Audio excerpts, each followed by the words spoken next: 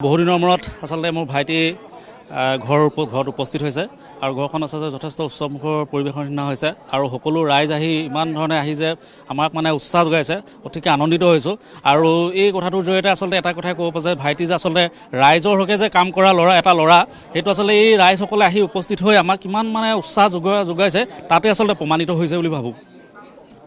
আৰু মাও যথেষ্ট এতিয়া সুখী অনুভৱ কৰিছে আৰু এইকেইদিনতো যথেষ্ট গা বেয়াই আছিলে আজিলৈকে বেয়া আছিলে কিন্তু মানে আজি এতিয়া যথেষ্ট অলপ সুখ অনুভৱ কৰিছে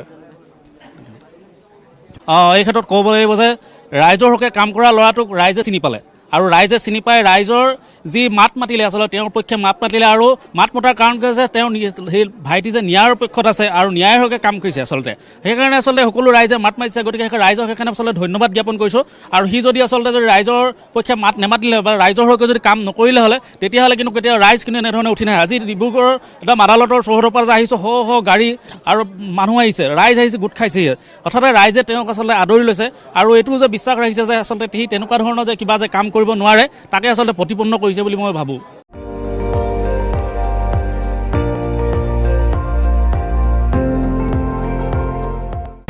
আপুনি চাই আছে ND24 সৰ্বশ্ৰেষ্ঠ নহয় সৰ্বোত্তমৰ দৌৰ